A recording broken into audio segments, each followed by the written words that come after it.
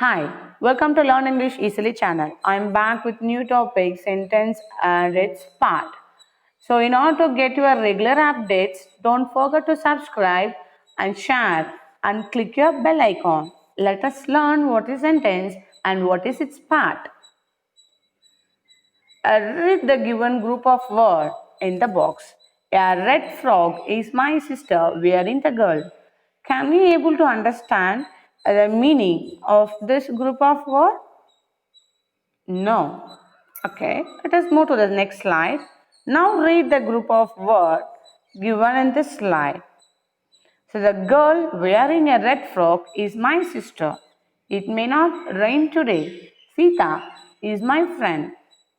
Is this group of words make a sense? Yeah, now we can able to understand what this sentence are conveying a message. So, but in last slide, we don't understand by reading a group of words what it means. But in this slide, we can understand the information which is speaking on this sentence. So, this kind of group of word is called as sentence. Next, let us learn what are the parts of sentence in English grammar. So, each and every sentence in English has at least one finite verb. The finite verb means a main verb. The sentence has two parts, namely subject and predicate. What is sentence? A group of words that make a complete sense. The complete sense is called a complete meaning is called sentence. So there are few things that we have to remember in a sentence. The sentence always begins with capital letter. The words must be arranged in a proper order to give complete meaning. It ends with full stop. Sometimes it ends with question mark or exclamatory symbol. And sentence has a verb in it. So these are the qualities to identify a sentence. What is subject? Subject is nothing but the doer of the action is called a subject. So subject occupies the first part of a sentence in declarative sentence. But when we comes to the interrogative and exclamative sentence, it takes its position at the middle of the sentence. But only in declarative, the subject comes at the first part of your sentence. That subject may be a noun or pronoun. We all know what is noun. So noun, it is called as a naming person. Pronoun, the word we use instead of noun. So the subject may be a noun or pronoun. So we simply call the subject as doer of the action. So the noun or pronoun in a sentence does some action in that sentence is called a subject. So I have just given, sometimes we have gerunds and infinitives as a subject in the sentence. So noun, pronoun, gerunds and infinitives. So sometimes these two also act as a subject of the sentence. What is meant by gerund? So gerund is nothing but the V4 form of the verb. That means the verb ends with ing form. Reading, writing, walking, exercising, playing. So reading is a good habit. Walking is a good exercise. So here the verb, the V4 verb act as a subject in that sentence. And what is infinitives? The verb which follows by the preposition to.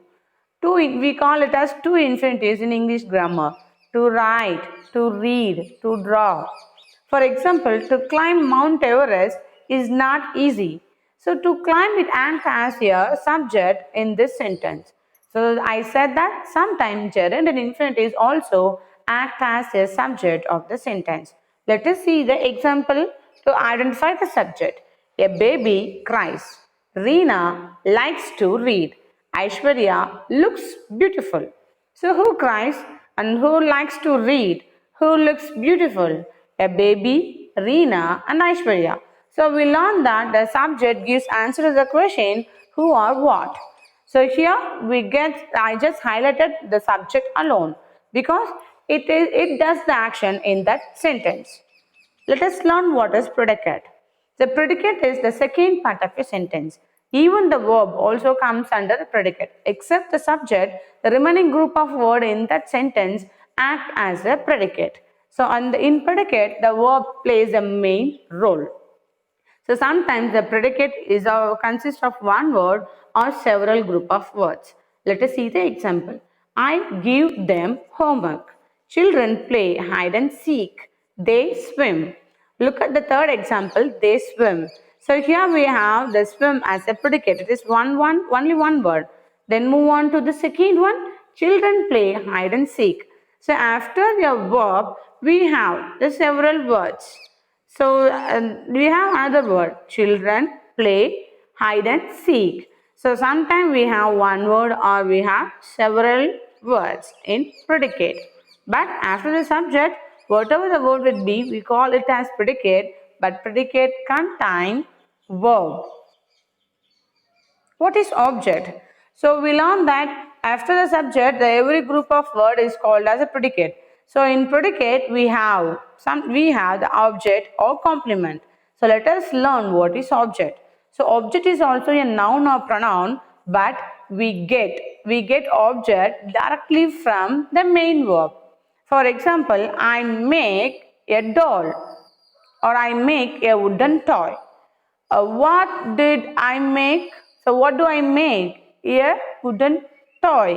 So a wooden toy is the object I get from the verb make. So direct object is nothing but the thing that we get directly from the verb. So objects is of two types. One is direct object and the one is indirect object. So indirect object we get from the direct object. That means to whom we did that object. So indirect object always refers the pronoun. That means the human.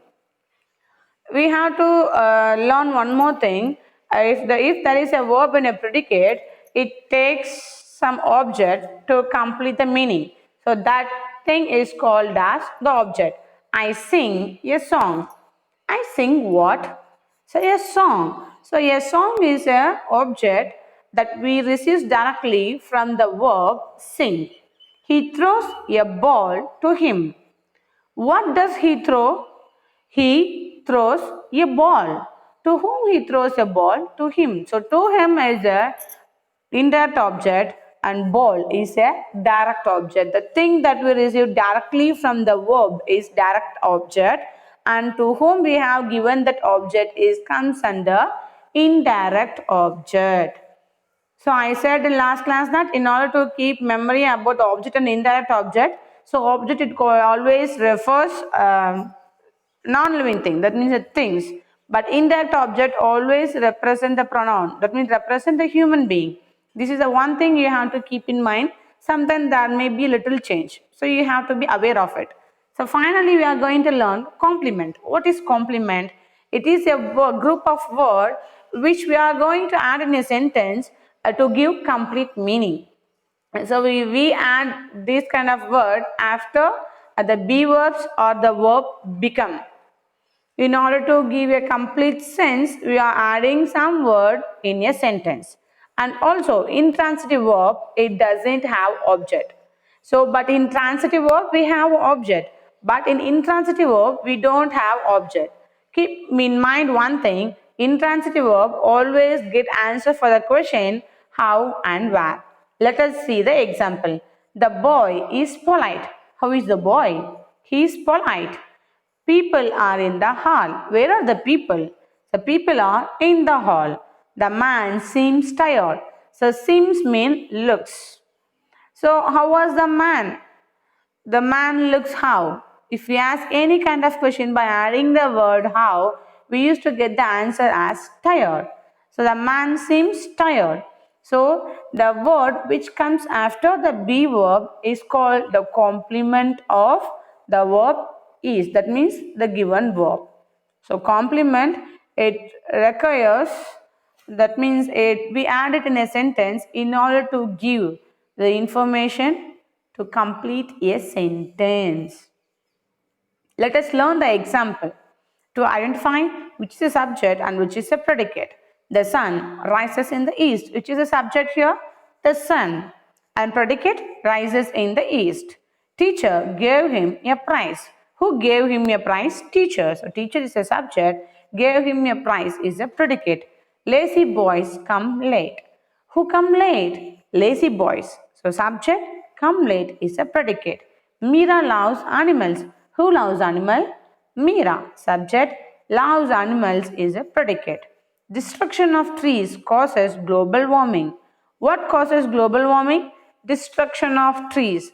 So predicate, causes global warming is a, destruction of trees is a subject, causes global warming is a predicate. Trees provide shelter and food to various animals. What provides shelter and food to various animals? Trees. So trees is a subject, provide shelter and food to various animals is a predicate. John is a musician. Who is musician? John. So John is a subject, is a musician is a predicate. I think you all understood what is subject and what is predicate. Thank you for watching my video.